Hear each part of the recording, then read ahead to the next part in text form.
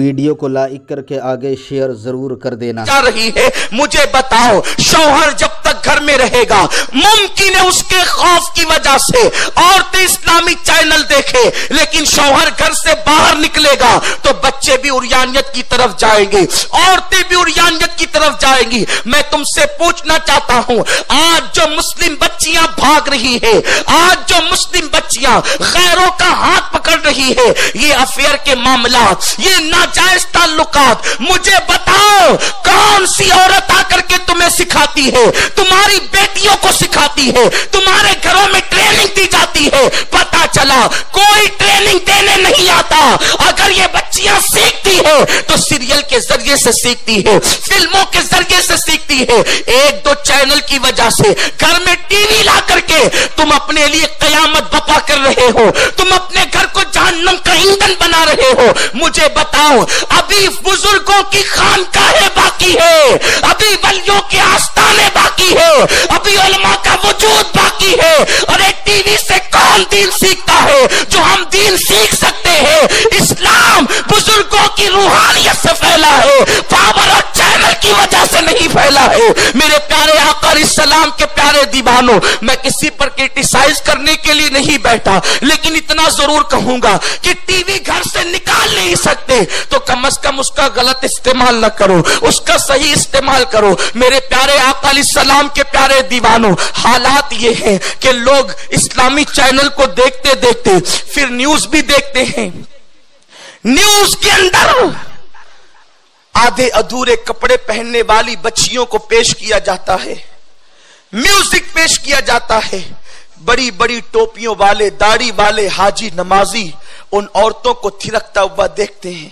News کے نام پر، channel کے نام پر، میرے پیارے آقا علیہ السلام کے پیارے دیوانوں، اللہ کے رسول صلی اللہ علیہ وسلم کا فرمان سنو۔ میرے آقا فرماتے ہیں، جو قصدن عورت کے چہرے کو، غیر محرم اجنبی عورت کے چہرے کو قصدن دیکھے، اس کی آنکھ میں قیامت کے دن آگ کی سلاخیں ڈالی جائے گی۔ آج لوگ اس کو برائی سمجھتے ہی نہیں، برائی مانتے ہی نہیں۔ اور سنو، عورت تو عورت ہے۔ سید الطائفہ حضرت جنید بغدادی رضی اللہ تعالیٰ عنہ فرماتے ہیں، ہو سکے تو عورتوں کا دوپٹہ اور اس کے کپڑوں کو دیکھنے سے بھی اپنی آنکھوں کو بچاؤ، کیونکہ عورتوں کے نیرے کپڑے یعنی کہیں سوکھ رہے ہوں، کہیں رکھے ہوئے ہوں، یعنی ابھی عورت کے بدن پر نہیں ہے، کہیں موجود ہو۔ سید الطائفہ جنید بغدادی رضی اللہ تعالیٰ عنہ فرماتے ہیں، ان کپڑوں کو دیکھنے سے بھی اپنی آنکھوں کو بچاؤ، کیونکہ مجھے خوف ہے کہ وہ بھی تمہیں فتنے کے اندر ضرور مبتلا کر دیں گے۔ سید الطائفہ جنید بغدادی نے یہاں تک کہا، اے مسلمانوں، اگر ہو سکے تو تم اپنی آنکھوں کو بکری کا تھن دیکھنے سے بھی بچا لو۔ اگر تمہیں دودھ دونے کی ضرورت نہیں پڑتی، تمہیں ضرورت نہیں ہے، تو بغیر ضرورت تم بکری کا تھن بھی نہ دیکھو۔ مجھے خوف ہے کہ وہ دیکھو گے تو بھی فتنے میں مبتلا ہو جاؤ گے۔ جب بکری کا تھن دیکھ کر کوئی فتنے میں مبتلا ہو سکتا ہے، اور یہ اس زمانے کی بات ہے جس زمانے میں اولیاء اس طریقے سے رہا کرتے تھے۔ ایک محلے کے اندر لوگ کئی ولیوں کو پا لیا کرتے تھے، وہ ولیوں کا زمانہ تھا، غوث پاک کے پہلے کا زمانہ تھا۔ اس زمانے میں سید الطائفہ نے یہ فرمایا، اور آج تو معاذ اللہ شر ہی شر ہے، گناہ ہی گناہ ہے، عریانیت ہی عریانیت ہے۔ آج حال یہ ہے کہ لوگوں کے سامنے گناہوں سے بچنے والا تنہائیوں کے اندر گناہ کرتا ہے۔ میرے پیارے آقا علیہ السلام کے پیارے دیوانوں، لوگوں نے بڑے مہذب طریقے اختیار کر لیے ہیں۔ میں اپنے گھر میں ہوں، بیٹھ کر کے ٹی وی پہ فلم دیکھتا رہوں، ہیرو ہیروئن کو ننگا ناچتے دیکھتا رہوں، ان کے جسم کو تھرکتا دیکھتا رہوں۔ کون دیکھ رہا ہے اور میری پکڑ کرنے والا کون ہے؟ تنہائی میں گناہ کرنے والوں سنو، علامہ ابن الجوزی فرماتے ہیں، جو لوگوں کے سامنے گناہ نہیں کرتے اور تنہائی میں گناہ کرتے ہیں، گویا کہ وہ اللہ سے اعلان جنگ کرتے ہیں. تنہائی میں گناہ کرنے والوں اور لوگوں کے سامنے گناہ نہ کرنے والوں، گویا تم اللہ کو جنگ کا چیلنج کر رہے ہو. اور دنیا کی کون سی طاقت ہے جو خدا سے لڑ سکے؟ نمرود آیا، لنگڑے مچھر کے ذریعے ہلاک کر دیا گیا. فرعون آیا، دریا کے اندر ڈبو دیا گیا. مسلمانوں، لاشعوری طور پر آخر ہم نے اپنے آپ کو کس طریقے سے جہنم کے گڑھے کی طرف جھونک دیا. لوگ کہتے ہیں انسان اپنا اپنا دیکھتا ہے. میں دعا کرتا ہوں کہ کاش انسان اپنا اپنا دیکھنے لگے. اگر انسان اپنا اپنا دیکھنے لگتا تو شاید اپنے آپ کو جہنم کا ایندھن نہ بناتا، جہنم کا کنڈا نہ بناتا، اپنے آپ کو جہنم کی راہ پر نہ لے جاتا. میرے پیارے آقا علیہ السلام کے پیارے دیوانوں، یہ سیریل، یہ ٹی وی چینل، آپ کو پتا ہے ایکتا کپور نام کی ایک خاتون نے ٹی وی چینل پر انٹرویو دیتے ہوئے کہا، جس کا انٹرویو کو اخبارات نے شائع بھی کیا. اس نے کہا یہ گھریلو سیریل شروع کرنے کا ہمارا ایک مقصد ہے کہ آج عورتوں پہ ظلم ہو رہا ہے، اور ظلم یہ ہو رہا ہے کہ ایک مرد کئی عورتوں کے ساتھ تعلقات قائم کرتا ہے، افیئر کرتا ہے، اور عورت گھر میں پڑی رہتی ہے. تو ہم ان سیریلوں کے ذریعے سے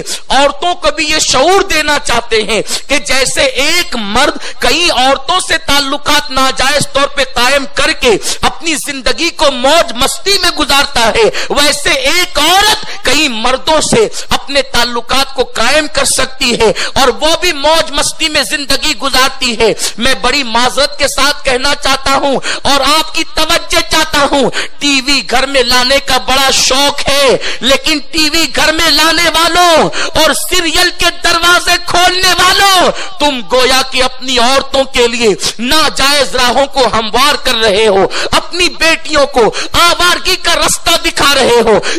جب بھی لوگوں نے قرآن و سنت سے منہ پھیرا ہے ان کو رونا نصیب ہوا. اللہ کے رسول صلی اللہ علیہ وسلم نے قیامت کی نشانیوں میں سے ایک نشانی یہ بھی بیان کیا. جب یہ حدیث سامنے آتی ہے تو کلیجہ منہ کو آتا ہے. آقا فرماتے قیامت کی نشانیوں میں سے ایک نشانی یہ ہے کہ اکثر بچے ان کے باپوں کے نہیں ہوں گے، وہ کسی اور کے ہوں گے. زنا اتنی کثرت سے ہوگا کہ بچوں کی اکثریت ناجائز ہوگی.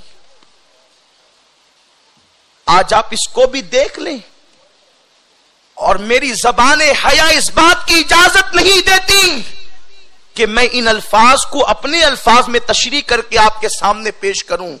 اہل خیرت پر آیا ہے، اہل شعور جانتے ہیں، دانشوروں کے سامنے یہ منظر موجود ہے کہ اللہ اکبر، زنا کتنی کثرت سے ہو رہا ہے، زنا کو کتنا عام کر دیا گیا ہے، اور اس کا سب سے بڑا سبب گھروں میں سیریل ہے. سیریل کے مناظر وہ ہیں کہ بچیوں کو باضابطہ طور پر ٹریننگ دی جاتی ہے. میرے پیارے آقا علیہ السلام کے پیارے دیوانوں، ظاہر میں ہم نے اپنے حلیے کو دیندار بنایا، ہم نے ظاہر میں اپنے آپ کو تبدیل کیا. اللہ اکبر، اللہ اکبر. میرے پیارے آقا علیہ السلام کے پیارے دیوانوں، دلوں سے خشیت ربانی ختم ہو گئی، دلوں سے خوف خدا ختم ہو گیا. اب جب پکنک پر جاتے ہیں تو زنا کا پلان لے کر کے جاتے ہیں، عیاشی کا ماحول لے کر کے جاتے ہیں، برائی کے اڈوں کو آباد کرنے کے لیے لے کر جاتے ہیں. میرے پیارے آقا علیہ السلام کے پیارے دیوانوں، اللہ کے حبیب کے فرمان کا مفہوم ہے. میرے آقا نے ارشاد فرمایا، بعض گناہ ایسے ہیں جن کی سزا اللہ دے یا نہ دے مولا کبھی معاف کرتا ہے، کبھی سزا دیتا ہے. بعض گناہ ایسے ہیں جن کی سزا دنیا میں دیتا ہے اور آخرت میں بچا لیتا ہے. بعض گناہ ایسے ہیں جن کی سزا دنیا میں بھی دیتا ہے، آخرت میں بھی دیتا ہے. لیکن کچھ گناہ ایسے ہیں جن کی سزا دنیا اور آخرت میں ملتی ہے اور اس کی سزا نسلوں تک اللہ دیتا ہی رہتا ہے. اس گناہوں کی سزا نسل